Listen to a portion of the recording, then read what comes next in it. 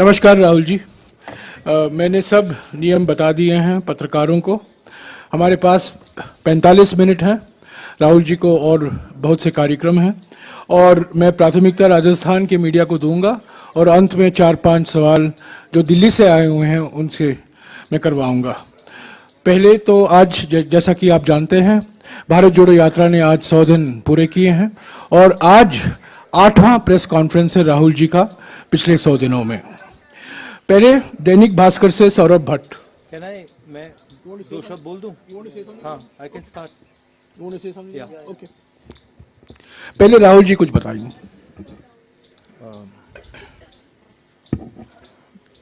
आप सबका यहाँ बहुत बहुत स्वागत। अब भारत जोड़ो यात्रा के 100 दिन हो गए हैं। कन्याकुमारी से अब हम राजस्थान से निकल रहे हैं। बहुत अच्छा एक्सपीरियंस रहा है। जब शुरू किया तो प्रेस के हमारे मित्रों ने कहा था कि देखो ये साउथ में सक्सेस रहेगी, मगर जब साउथ से निकलेंगे तो सक्सेस नहीं होगी। फिर महाराष्ट्र में कहा कि हाँ, महाराष्ट्र में सक्सेस हो गई, मगर हिंदी बेल्ट में सक्सेस नहीं होगी। और फिर हिंदी बेल्ट में जब हम आए, कहा अच्छा मध्य प्रदेश में सक्सेस हो गई, बट अब राजस्थान में फैक्शनलिज्म है, वहां पे सक्सेस नहीं होगी। और आपने बहुत क्लियरली देखा कि राजस्थान में बहुत लोग आए, लाखों लोग आए। हमारे संगठन ने बहुत अच्छा इफेक्टिव काम किया, और शायद सबसे अच्छा रिसेप्शन इस यात्रा का राजस्थान में हुआ। यात्रा के लक्ष्य 3 हैं। सबसे जरूरी कि हम हिंदुस्तान को जोड़ना चाहते हैं। जो नफरत, हिंसा और डर की राजनीति बीजेपी कर रही है, आरएसएस कर रहे हैं, उसके खिलाफ हम खड़ा होना चाहते हैं। और ये मैसेज बहुत अच्छी तरह देश में गया है। बहुत अच्छा रिसेप्शन हुआ है इस मैसेज का।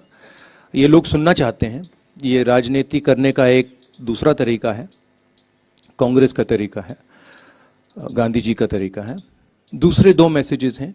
एक, जो बेरोजगारी बढ़ती जा रही है उसके खिलाफ, और दूसरा जो महंगाई और जो इनकम इनक्वालिटी हो रही है, जो चुने हुए लोगों को बहुत सारा फायदा मिल रहा है, और हमारे जो किसान हैं, मजदूर हैं, छोटे दुकानदार हैं, युवा हैं, उनका नुकसान हो रहा है। तो ये हमारे 3 मुद्दे थे। अगर आप चाहते हैं मैं अंग्रेजी में बोल लेता हूं या हिंदी में, ठीक है।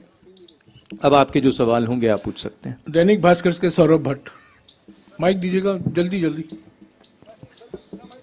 संक्षिप्त में प्लीज। नमस्कार सर। नमस्कार। सर, भारत जोड़ो यात्रा राजस्थान में जब से आई है, कांग्रेस सड़कों पर एकजुट दिख रही है। कोई बयानबाजी भी नहीं हो रही, कोई विवाद भी सामने नहीं आ रहा। लेकिन जब आप राजस्थान यहाँ से छोड़कर जाएंगे तो क्या स्थितियाँ यही रहेगी? इसके लिए कोई मैकेनिज्म देके जाएंगे, या फिर कांग्रेस ऑल इज वेल के बयान से ही काम चलाएगी? मेरी राय है कि जो मैंने देखा है, और ये सिर्फ राजस्थान की बात नहीं है, ये बाकी स्टेट्स की भी बात है, कि मेन इशू कांग्रेस पार्टी की कि हमारा जो आम कार्यकर्ता है, जो सड़क पे लड़ता है, जो लोअर लेवल का नेता है, उसको हमें पार्टिसिपेट करवाना है, उसको हमें जगह देनी है, और उसकी बात हमें सुननी है। ये मेन इशू है।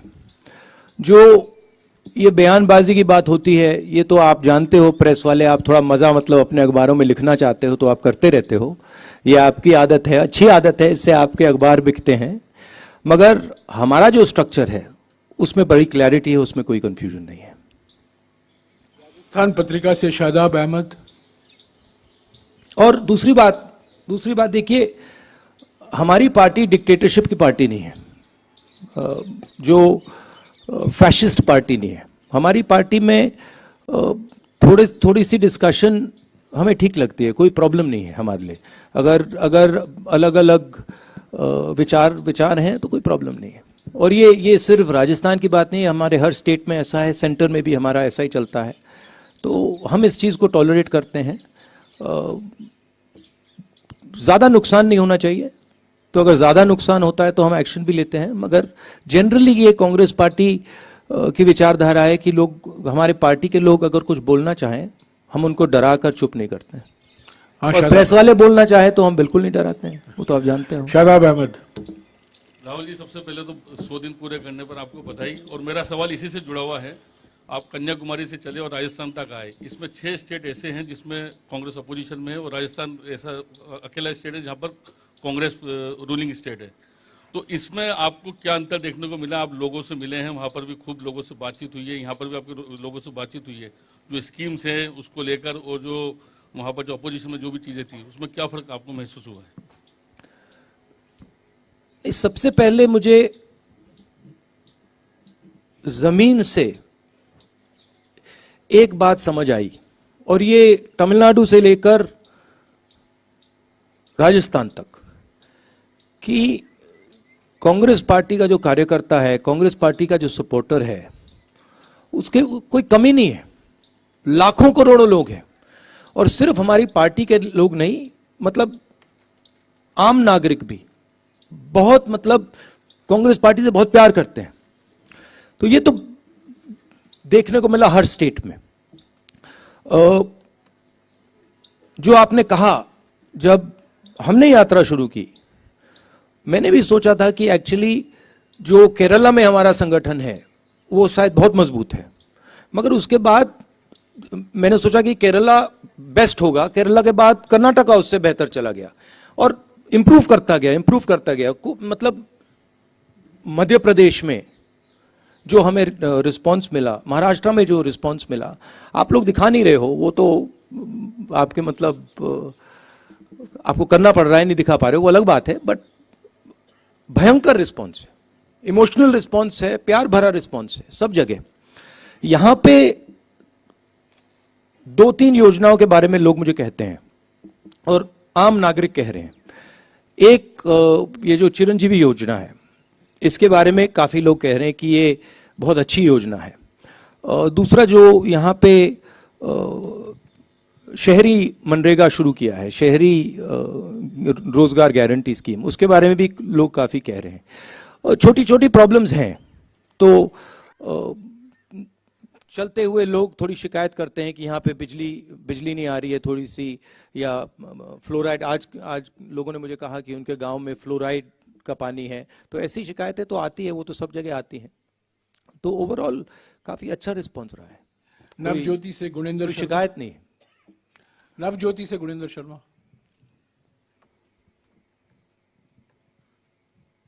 हेलो राहुल जी, ये आपके क्या है कि 4 साल सरकार के पूरे हो रहे हैं और सभी मंत्री सरकार रिपीट होने का दावा कर रहे हैं। अभी जो हाल में घटनाक्रम हुआ, उसके बाद आपको क्या लगता है कि अब अगले 1 साल में सरकार रिपीट के लिए क्या किया जाएगा? और इसी में एक सवाल है, जयराम रमेश जी ने कल कहा, एक सवाल प्लीज, एक सवाल। बिना चेहरे के चुनाव लड़ेगी कांग्रेस। आपने सवाल कर दिया, सवाल का जवाब देंगे। आपने सवाल कर दिया, एक सवाल। तो देखिए, चुनाव का प्रेडिक्शन आप लोग करते हो, आप लोग जानते हो, मगर मैं आपसे ये कह सकता हूं कि यहाँ पे ओवरवेलमिंग रिस्पॉन्स रहा है, और हमारे जो कार्यकर्ता हैं उनकी मतलब अनबिलीवेबल स्ट्रेंथ है। जो मैंने पहले कहा, अगर हमने, जो हमारे कार्यकर्ता हैं, जो हमारे लोअर लेवल के लीडर्स हैं, उनका अच्छी तरह प्रयोग किया, तो हम चुनाव बहुत आसानी से जीत जाएंगे। जो लोग हमारे लिए काम करते हैं, जो लोग हमारे लिए लड़ते हैं, अगर उनको हमने सही जगह दे दी, तो यहाँ पे भयंकर जीत होगी, स्वीप होगा। तो वही मेन इशू है। राष्ट्रदूत से योगेश शर्मा। राहुल जी, आप कह रहे हैं रेस्पॉन्स अच्छा मिल रहा है, निश्चित तौर पर सड़क पर बहुत सारे लोग आपको देखने सुनने आ रहे हैं, लेकिन पार्टी के अंदर बहुत सारी अनिर्णय की स्थिति होती है। 80 दिन पहले आला कमान के निर्णय के खिलाफ जाकर समानांतर विधायक दल की बैठक होती है, उसमें प्रभारी के खिलाफ बयान दिए जाते हैं, आप 3 नेताओं को नोटिस देते हैं, 80 दिन बाद उस पर निर्णय नहीं होता।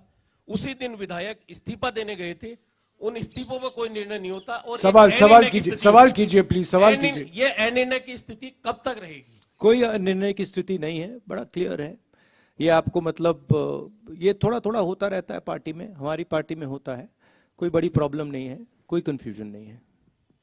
दैनिक भास्कर डिजिटल से गोवर्धन। अगर आप कंट्रोवर्सी चाहते हैं मुझसे पूछिए, मैं कंट्रोवर्सी करा सकता हूं आपके लिए, थोड़े आपके बिकेंगे अखबार, नो प्रॉब्लम। गोवर्धन जी, राजस्थान में इसी से एडजॉइनिंग सवाल है, राजस्थान में अगला चुनाव किसकी लीडरशिप में करेंगे या बिना चेहरे के जाएंगे, ये क्लियर कर दीजिए, क्योंकि बहुत सारे लोग। भैया मैं कांग्रेस पार्टी का प्रेसिडेंट नहीं हूं, कांग्रेस पार्टी के प्रेसिडेंट खारगे जी हैं, आप ये सवाल उनसे पूछिए।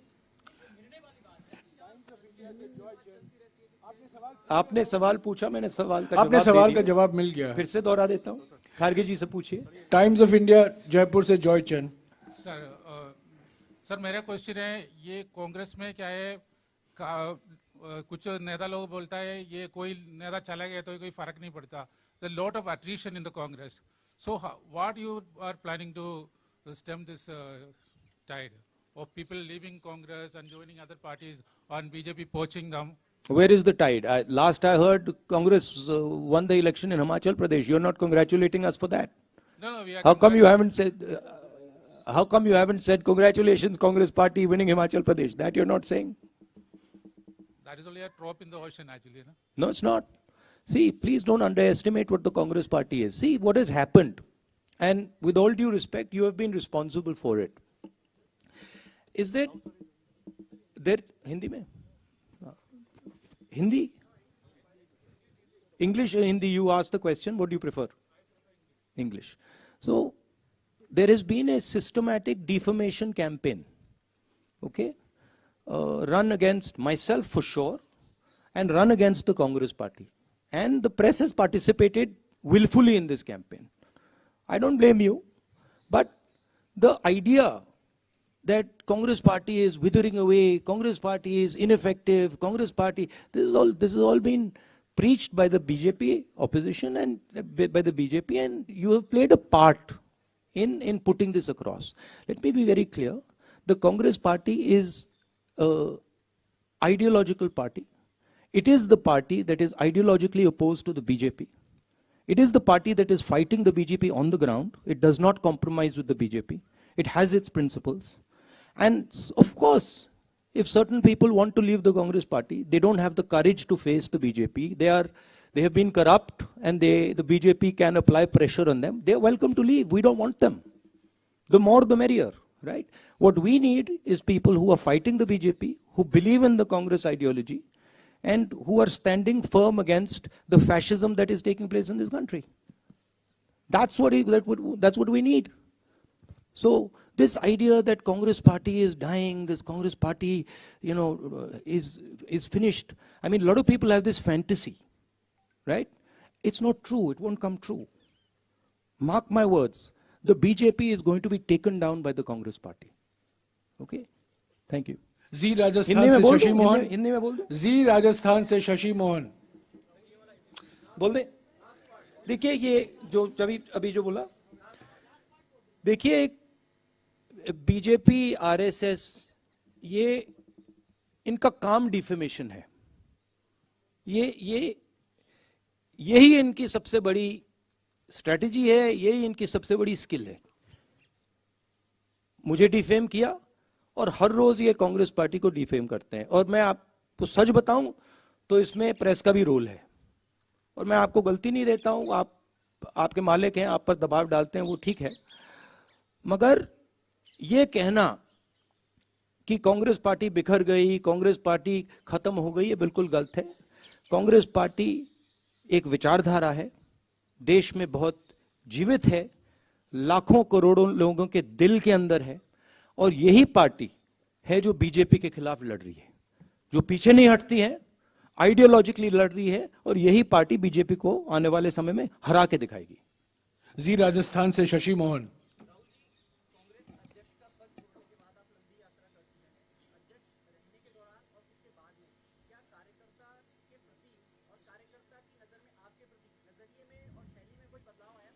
ये तो भैया आपको उनसे पूछना पड़ेगा। नहीं, वो बताएंगे, मैं कैसे बताऊं? मेरा पर्सनल नजरिया नहीं, लाइफ का एक्सपीरियंस होता है, वो भी एक्सपीरियंस था, ये भी एक्सपीरियंस है, तो एक सफर है, उससे भी सीखने को मिला, इससे भी सीखने को मिला। मगर यात्रा से मुझे पर्सनली तो काफी फायदा हुआ है। यात्रा भी खत्म नहीं हुई है, मगर बहुत सीखने को मिला है। जो सड़क पे दिखता है और चलने से जो दिखता है वो बिल्कुल अलग होता है। मतलब थोड़ी थकान होती है, थोड़ा दर्द होता है, तो तब सुनने में सच्चाई अच्छी सुनाई देती है। फर्स्ट इंडिया से योगेश शर्मा। क्योंकि जब सड़क पे चला जाता है तो जैसे हम लाखों लोगों से मिल रहे हैं और 1-to-1 बात होती है, और जब हम सड़क पे चलकर बात करते हैं तो जैसे हम किसान से मिलते हैं तो वो इस बात को समझ लेता है, एकदम समझ लेता है कि ये जो व्यक्ति आया है ये दर्द सह के आया है, ये फालतू में नहीं आया है, ये चल के आया है, एक प्रकार से बोझ उठा के आया है। तो वो दूसरे तरीके से बोलता है और वो दिल से बोलता है, वो दिमाग से नहीं बोलता है। तो जब हिंदुस्तान की जनता दिल से बोलती है तो बिल्कुल अलग चीज समझ आती है। एक बात यह है। दूसरी बात है कि मुझे लगता है, और इसमें मैं शायद गलत हूं, मगर मुझे लगता है कि हमारी राजनीति में जो पहले हमारी राजनीति हुआ करती थी, खासतौर से 70-80 साल पहले महात्मा गांधी जी के समय की राजनीति, इंडिपेंडेंस की राजनीति, उसमें राजनेता जनता के बीच में होता था। एक प्रकार से जनता के अंदर होता था, दूरी नहीं थी।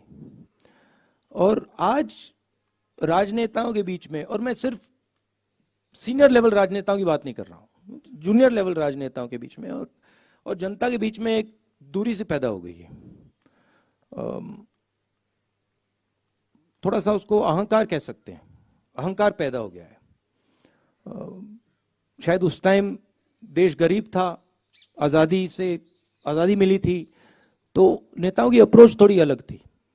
आजकल मुझे लगता है कि दूरी बन गई है, और मैंने सोचा कि ये जो दूरी है, और शायद मुझ में भी थी थोड़ी सी दूरी, मैंने सोचा इस दूरी को खत्म करना है। ये दूरी फिजिकल दूरी नहीं है, ये दर्द की दूरी है। तो अगर हम दर्द नहीं सहेंगे, हम पास नहीं जा सकते, समझ नहीं सकते। तो यात्रा का यह भी लक्ष्य था, सिर्फ मैं नहीं, अब कांग्रेस पार्टी के बहुत लोग चले हैं, जनता के बीच गए हैं, और जनता का बहुत प्यार मिला है। आपको मैं समझा नहीं सकता क्या इसका मतलब है, ऐसे बोलने में बात नहीं समझ आती। और जो हिंदुस्तान का जो ज्ञान है, जो आम नागरिक में है, जिसके बारे में आप लोग लिखते नहीं हो, मीडिया में दिखाई नहीं देता। आप लोग ऐश्वर्या राय जी, विराट कोहली जी, अमिताभ बच्चन जी के बारे में लिखते हो, मगर जो आम नागरिक है, जो अपना खून पसीना दे रहा है, उसका जो ज्ञान है, उसका कोई मुकाबला ही नहीं। उसका जो प्यार है, उसका कोई मुकाबला नहीं। तो ये सीखने को मिला है। न्यूज 18 राजस्थान से सचिन शर्मा। मेरा रह गया था सवाल। हाँ, अच्छा, सॉरी। राहुल जी, कई रंग आपने देखे कन्याकुमारी से लेकर राजस्थान तक, और राजस्थान में गहलोत सरकार है या कांग्रेस सरकार है, लेकिन बाकी जगहों पर कांग्रेस का राज नहीं है, लेकिन कांग्रेस की कोख से जन्मे कई दल वहां पर क्षेत्रीय दलों के रूप में खड़े हो गए, जिन्होंने कांग्रेस को लगातार नुकसान पहुंचाने का काम किया। चाहे हम जगन रेड्डी की पार्टी देख लें या और दूसरे पश्चिम बंगाल में ममता बनर्जी की पार्टी देख लें, और जयराम रमेश जी ने कहा भी था एक दिन कि सवाल कीजिएगा, सवाल कीजिएगा, सब सीधा कांग्रेस की- सीधा सवाल, कांग्रेस सीधा से सवाल। निकले हुए हैं, तो क्या कांग्रेस अब इन सब पार्टियों की अगुवा बनेगी? और जो कांग्रेस विचारधारा से निकले हैं, क्या उनको समाहित करने का देखिए, काम हर करेगी? पार्टी का एवोल्यूशन होता है, ट्रांजिशन होता है। जो कांग्रेस पार्टी 10 साल पहले थी, जो हिंदुस्तान के हालात 10 साल पहले थे, 20 साल पहले थे, 30 साल पहले थे, 40 साल पहले थे, वो बदलते जाते हैं। पार्टी को अडेप्ट करना पड़ता है। अभी आप कांग्रेस पार्टी को अडेप्ट करते हुए देख रहे हो। कमियां रही हैं, मैं ये नहीं कह रहा हूं कि कांग्रेस पार्टी ने कभी गलती नहीं की, गलती की है, बहुत गलतियां की हैं, मगर देश के जो हालात हैं उसके लिए अब कांग्रेस पार्टी अडेप्ट कर रही है। और जो कांग्रेस पार्टी की जड़ है, जो उसका डीएनए है, अब कांग्रेस पार्टी उसके ओर जा रही है। और मैं आपको एक बात कह सकता हूं, जिस दिन कांग्रेस पार्टी ने अपनी जड़ पकड़ ली, जिस दिन जो कांग्रेस है वो कांग्रेस संगठन बन गया, उस दिन यहां पे कोई नहीं हरा सकता कांग्रेस को। तो ये कम्युनिकेशन है, जनता के साथ एक कम्युनिकेशन है, जनता को समझने का प्रयास है और अपने आप को बदलने का प्रयास है। ठीक है, तो ये आप ट्रांजिशन देख रहे हैं, इसमें थोड़ा टाइम लगेगा, मगर ये विचारधारा जो है कांग्रेस पार्टी की, ये 10-15 साल पुरानी नहीं है, ये 100 साल पुरानी भी नहीं है। ये जो लड़ाई चल रही है, ये हजारों साल पुरानी लड़ाई है, हजारों साल पुरानी। तो ये विचारधारा की लड़ाई पहले थी, आज है, कल भी रहेगी। कांग्रेस पार्टी को प्रिसाइसली ये समझना है कि कांग्रेस पार्टी है क्या, और वो एक सफर है। और हमारे लिए जो हो रहा है, मैं आपको बताऊं, ये जो बीजेपी आई है, जो आरएसएस आई है, सारे इंस्टीट्यूशंस को कैप्चर कर लिया है इन्होंने। ये कांग्रेस पार्टी के ट्रांजिशन के बदलाव के लिए, ट्रांजिशन के लिए, नई एक जो कांग्रेस पार्टी का रूप है, उसके लिए बहुत अच्छा है, खराब नहीं है। और जो हमारे सीरियस नेता हैं, जो कांग्रेसी हैं, उनको ये मालूम है और वो दिख जाते हैं, वो डरते नहीं हैं, वो दिख जाते हैं। न्यूज 18 राजस्थान से सचिन शर्मा। माइक दीजिएगा जल्दी यार, माइक सर, ऊपर। मेरा सवाल ये है आपसे कि ओपीएस राजस्थान ने लागू किया, हिमाचल में भी ओपीएस की वजह से ही संभवतः आप लोग सत्ता में आए। कल आप रघु राजन सर से मिले हैं, उनसे आपकी बातचीत हुई? ये आपने बहुत बड़ी स्टेटमेंट की कि बहुत बड़ा हिमाचल में आप ओपीएस के कारण आए। ये मतलब साइंटिफिक एनालिसिस किसी ने नहीं किया है। उसका एक बड़ा रोल रहा होगा। गहलोत साहब भी कई बार गए, उन्होंने ओपीएस की बात कही, लेकिन कई अर्थशास्त्री उसके विरोध में, उसके खिलाफ हैं। कल आपकी रघुराम राजन साहब से लंबी बात हुई, क्या उनसे इस बारे में आपकी कोई बातचीत हुई? उनकी क्या राय है और आप इस बारे में? नहीं, उनसे इसके बारे में राय नहीं हुई। आप क्या सोचते हैं सर? प्यार से भैया, नहीं, उनसे बात नहीं हुई, मगर हमारी जो जनरल अप्रोच होती है, जो हमारी स्टेट लीडरशिप नॉर्मली जो स्टेट लीडरशिप करना चाहती है, थोड़ी सी फ्लेक्सिबिलिटी हम उनको देते हैं। तो हम ये नहीं कहते हैं कि हर स्टेट को ये करना है, हम सेंटर से एडवाइस दे सकते हैं, एडवाइस देते हैं कि हमें लगता है कि ये ठीक है या ये ठीक नहीं है, बट जनरली हम स्टेट्स पे छोड़ देते हैं, क्योंकि अलग अलग स्टेट्स को अलग अलग तरीके से अपनी सरकार चलानी पड़ती है। इंडिया न्यूज राजस्थान से दिनेश डांगी।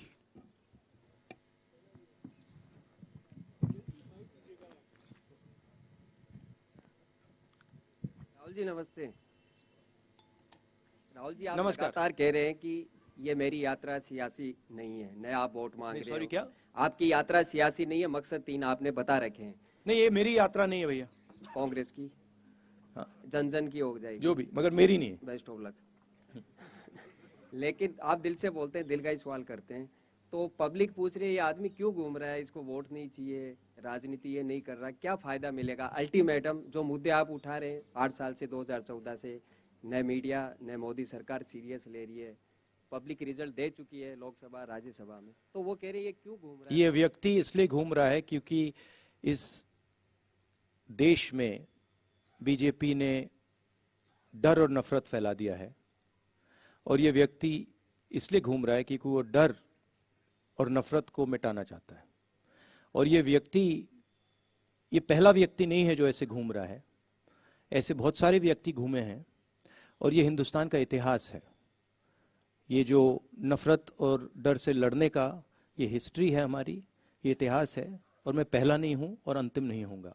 और ये मेरी यात्रा नहीं है, ये हिंदुस्तान के लोगों की यात्रा है, ये कांग्रेस पार्टी की विचारधारा की यात्रा है, और ये हिंदुस्तान को जोड़ने की यात्रा है। राजस्थान मीडिया से आखिरी सवाल है, पत्रिका टीवी से राहुल सिंह।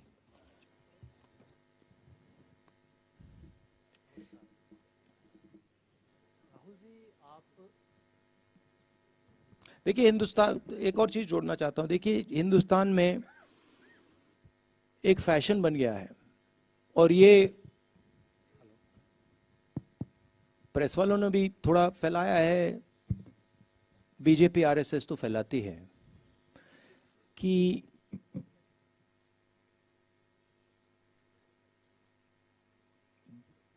देश के लोग एक दूसरे से नफरत करते हैं। मगर जो मुझे दिखा, और मैं अब तकरीबन 2500, कितने चले हैं जयराम जी? 2800 किलोमीटर चला हूं, तो थोड़ा तो मैंने देखा होगा। मुझे दिखा है कि इस देश में करोड़ों लोगों के दिल में एक दूसरे के लिए प्यार है, मोहब्बत करते हैं एक दूसरे से, भाईचारा है, और एक दूसरे के लिए लड़ जाएंगे, मर जाएंगे। और मुझे बहुत खुशी हुई, क्योंकि मैंने भी सोचा था कि भाई देश को खो क्या गया है, ऐसे देश में इतनी नफरत कैसे हो सकती है। और सच बताऊं तो मुझे बहुत अच्छी चीज देखने को मिली कि नफरत ऊपर से फैलाई जा रही है, उसमें आप लोग भी काम कर रहे हो, करना पड़ रहा है, मगर नीचे से आप देखें, प्यार है, भाईचारा है, इज्जत है, रिस्पेक्ट है। और यही इस देश की संस्कृति है, यही इस देश की हिस्ट्री है, इसको बदला नहीं जा सकता है। राहुल जी, आपने 2.5-3 किलोमीटर की यात्रा की और लगातार चल रहे हैं। इस पूरी यात्रा में राजनीतिक रूप से, सामाजिक रूप से क्या आपने बदलाव, क्या 2-3 अहम चीजें महसूस की जो आने वाले समय में चुनौती बन सकती है, कांग्रेस पार्टी उसका मुकाबला भी कर सकती है? इस तरह की क्या 2-3 चीजें अहम रूप से महसूस किया आपने?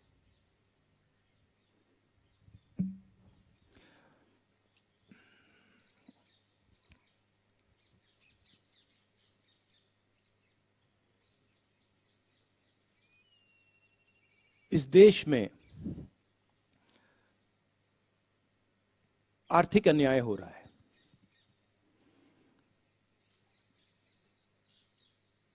और देश के लोगों को ये दिख रहा है। देश के लोग देख सकते हैं कि चुने हुए लोगों के पास सब कुछ है, सपने हैं, अरबों रुपए हैं, सब कुछ है, और करोड़ों लोगों के पास कुछ नहीं है, सबको दिख रहा है।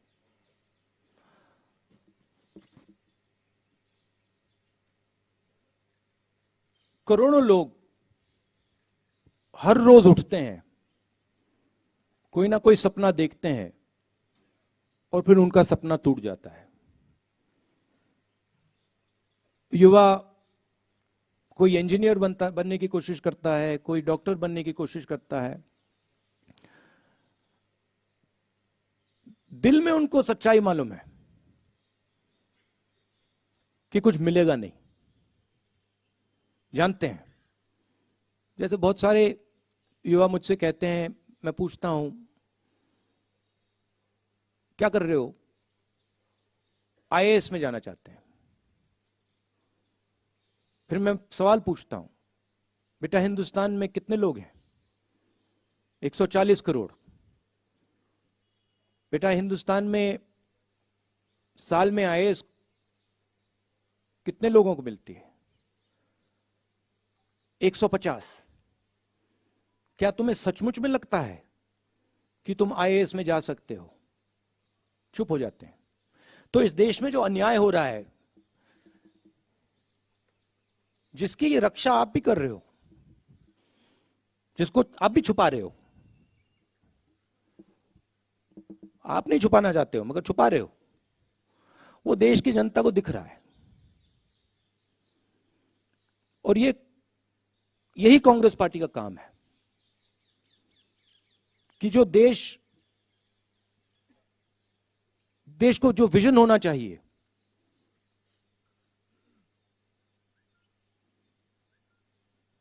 आगे का पीछे का नहीं। बीजेपी कहती है देखो देखो देखो 2000 साल पहले क्या हुआ, वो विजन नहीं होता है। जैसे मैंने किसी से कहा, गाड़ी को आप रियर व्यू मिरर में देख कर नहीं चला सकते, एक्सीडेंट होगा। वो हिंदुस्तान को हो रहा है। कांग्रेस पार्टी आगे देखती है,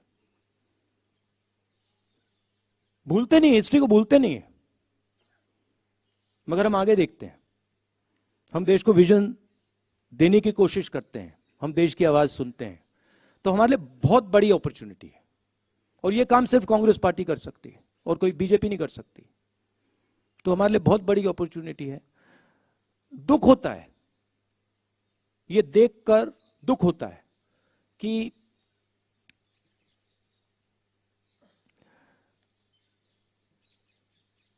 सौ लोगों के पास इतना धन है जितना 50 करोड़ हिंदुस्तानियों के पास है। एक तरफ 100 लोग, दूसरी तरफ हिंदुस्तान की आधी आबादी। उतना ही धन इनके पास, उतना ही धन इनके पास। पूरा हिंदुस्तान जानता है क्या हो रहा है। मैं हैरान हो जाता हूं कि लोग चुप रहते हैं।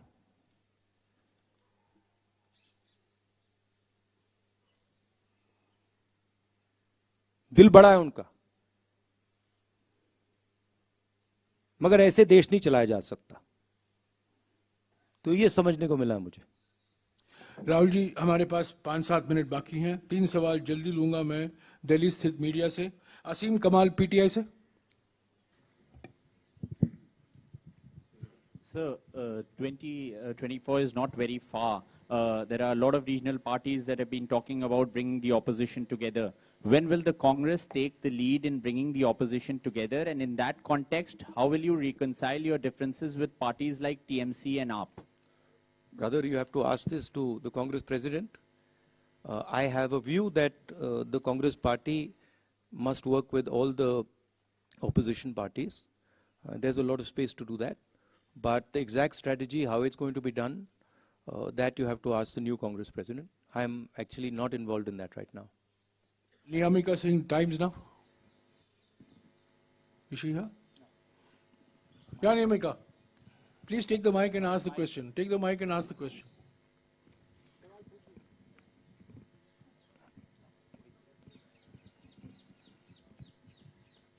Hi, sir. Sir, my question to you is that after this successful completion of 100 days of Bharat Jodo Yatra, is the Congress party also planning to move from west to east in our country? अब देखते हैं, let us see. But you know, before I came to this press conference, I was having lunch with my friend here. And I said to him that I bet you that the press will not ask me a question on China.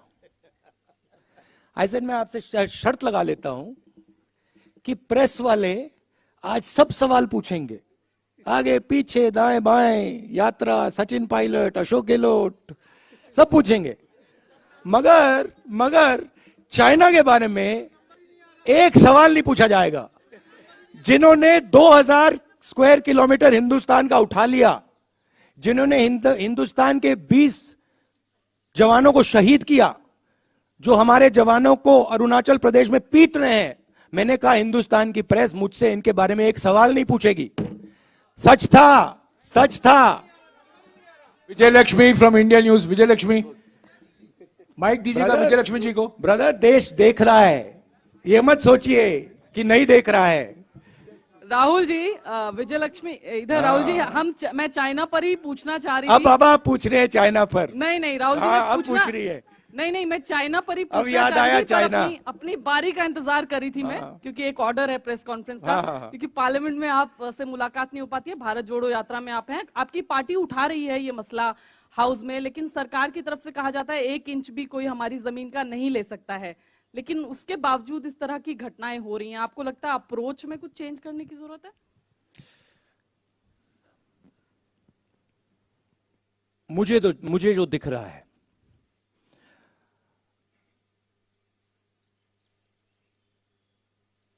जो China का threat है, और मुझे तो वो clear, और मैं इसको अब 2-3 सालों से कह रहा हूं, वो बिल्कुल क्लियर है। और सरकार उसको छुपाने की कोशिश कर रही है, सरकार उसको इग्नोर कर रही है।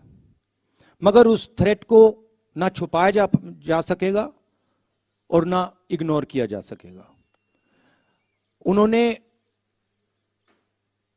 उनका पूरा प्रिपरेशन चल रहा है, उनका लद्दाख की साइड और अरुणाचल की साइड पूरा ऑफेंसिव प्रिपरेशन चल रहा है। हिंदुस्तान की सरकार सोई हुई है। इस बात को हिंदुस्तान की सरकार सुनना नहीं चाहती है, मगर उनका प्रिपरेशन चल रहा है, और प्रिपरेशन युद्ध का है। प्रिपरेशन कोई इंकर्जन का नहीं है, प्रिपरेशन युद्ध का है। अगर कोई भी इन बातों को समझता है, अगर आप उनका वेपन्स का पैटर्न देख लें, वो क्या कर रहे हैं वहां पे, वो युद्ध की तैयारी कर रहे हैं। और हमारी सरकार इस बात को छुपाती है और इस बात को शायद एक्सेप्ट नहीं कर पा रही है। हो क्यों रहा है? क्योंकि हिंदुस्तान की सरकार इवेंट बेस्ड काम करती है। हिंदुस्तान की सरकार स्ट्रेटेजिकली काम नहीं करती है, इवेंट बेस्ड काम करती है। वो सोचते हैं कि भैया यहां पे एक इवेंट करो, यहां पे एक और इवेंट करो।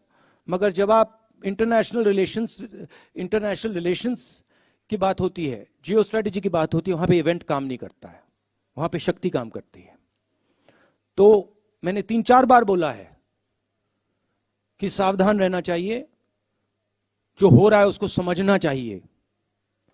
उनकी बयानबाजी आती रहती है, मैं देखता हूं एक्सटर्नल अफेयर्स मिनिस्टर बोलते रहते हैं, कहना नहीं चाहिए, मगर शायद उनको थोड़ी अपनी समझ गहरी करनी चाहिए। आखिरी सवाल राजदीप सरदेसाई, इंडिया टुडे से। Mr. Gandhi, thank you very much for addressing the press conference. It's good to have leaders who take questions from the press. And we were going to ask a question on China as well. No, you were not. No, we had it. Moshmi and I had discussed it, but that's okay, sir. No. Of course. That's okay, After I said it, of course, now suddenly the questions will come. No.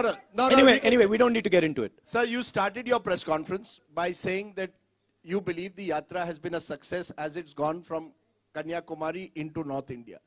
Can you define for us what Rahul Gandhi believes is the success of a Yatra? Because only last week, you lost an election in Gujarat badly, you won an election in Himachal. Is electoral success one of the criteria for you when you say success of the Yatra?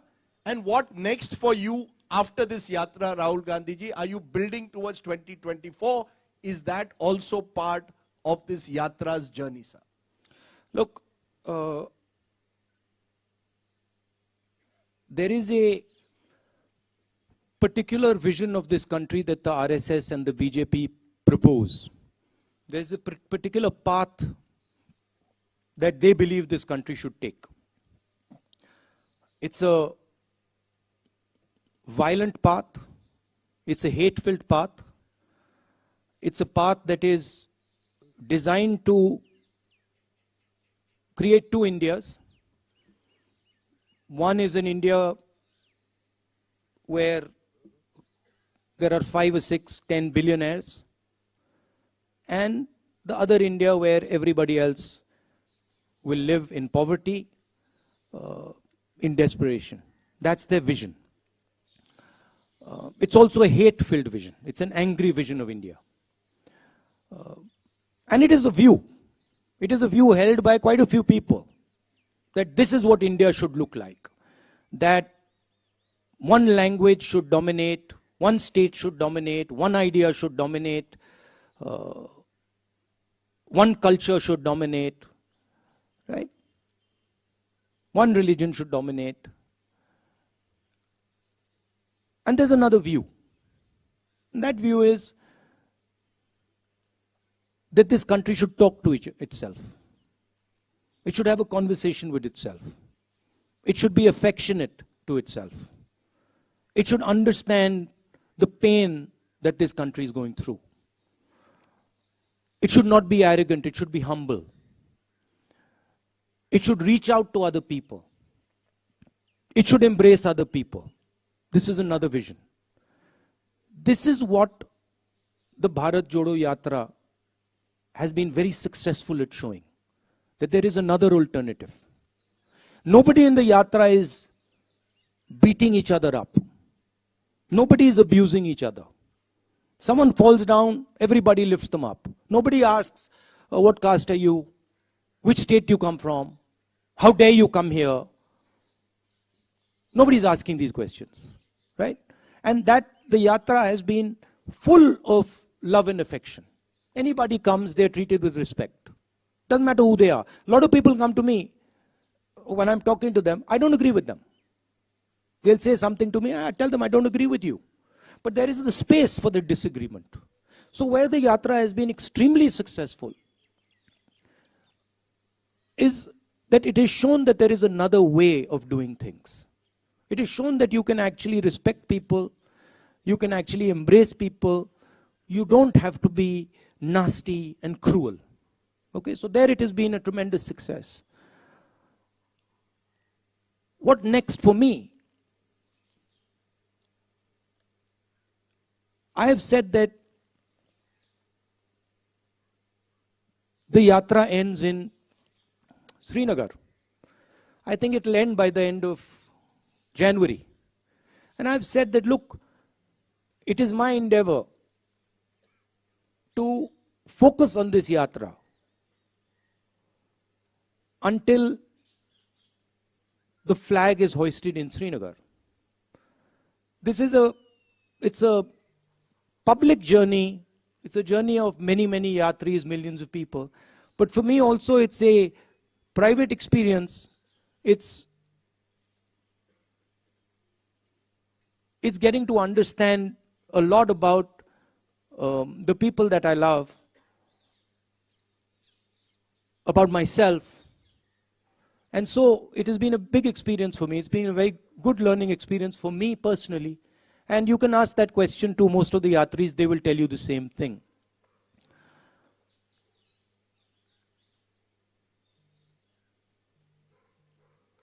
One of the reasons the BJP wins elections, I mean, there are multiple reasons, right? There is that they have huge amounts of money. They use the institutions of the country. They pressurize and threaten people. Those things, those tools are not available to us. We don't want to use them. We will never take over the institutions of this country because we're the ones who built them and we know that they belong to the people of this country. We'll never touch them. So we can't do that. We don't have access to that money. We never will. Right? Because we don't offer the conveniences that the BJP offers. We say inconvenient things about farmers and laborers and small businesses and youngsters, and we do all that. So we'll never get that money.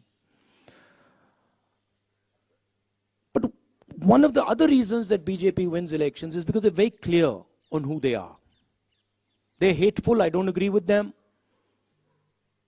They divide India, I don't agree with them. But they have complete clarity on who they are. It's easy to have clarity on who they are, because for them it's just, do you hate so and so? Yes, you do. Okay, that's who you are. For us, it's much more complicated. But the day the Congress party understands in depth who it is and what it stands for, it will win every election that it faces. Okay? There is also the matter of fighting elections operationally, which we are getting better at. Himachal Pradesh election, we faced the full money of the BJP, the full organizational capability of the BJP, we beat them. And frankly, if in Gujarat the AAP hadn't been put up as a proxy and hadn't been used to target the Congress party, we would probably beaten the BJP there as well. So we are learning, but we are different than the large number of opposition parties. We work with them, we appreciate them, we believe they're important, but we're different. And the way we're different is we represent a national ideology. We represent a vision for the country. None of the regional parties can represent a vision for the country. They can represent a vision for a community or a vision for a state, but they cannot represent a vision for the country, right? And what we are competing with is a vision that the BJP is proposing for the country. So the space of the Congress party will always be there. The people who believe in the Congress party will always be there. Let me finish. The people who believe in the Congress party will always be there.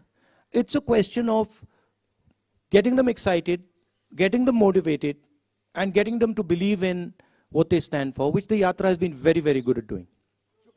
No, Rajdeep, no supplementary, please. So you're not No thinking of supplementary. Rajdeep, no supplementary, please. Okay, you're not thinking of 2024. शुक्रिया राहुल जी, शुक्रिया राहुल जी, राहुल जी शुक्रिया आपके आने के So you're पहले. not thinking of 2024 or an No election. supplementary, please. Please respect the rules that have been set. No, let me. I have informed you the rules. Jairam, one sec. See, the point is, see, I understand. Look, No supplementary. आप बार-बार पूछते हैं. I'll just answer आप that. बार-बार पूछते हैं. आप चुप रहिए. I'll answer the. चुप रहिए आप. आपको पहले मिला था तेलंगाना में, आप हरियाणा में आइए. आप हरियाणा में ब्रदर, आइए. अगले प्रेस कॉन्फ्रेंस में आप आपको हरियाणा दिलवा में दूंगा. आइए. नहीं, मैं आपको करवा दूंगा. पहला आपको देंगे. अरे आप बार-बार पूछते हैं राहुल जी. यार धमकी अरे देते भाई. रहते हैं आप. Okay, friends, everybody friends. Okay, one ji, second. Now I just want ji, to. समय हो चुका I है. just want to say one thing to Okay, Rajdeep. okay. See, the point is that these questions are meant to distract, right? They're meant to take the press conference to a different place. I've got enough experience now. I'm not going to fall for it, right? And I'm not going to actually indulge in helping you take the press conference to a place where I don't want it to go. Thank you.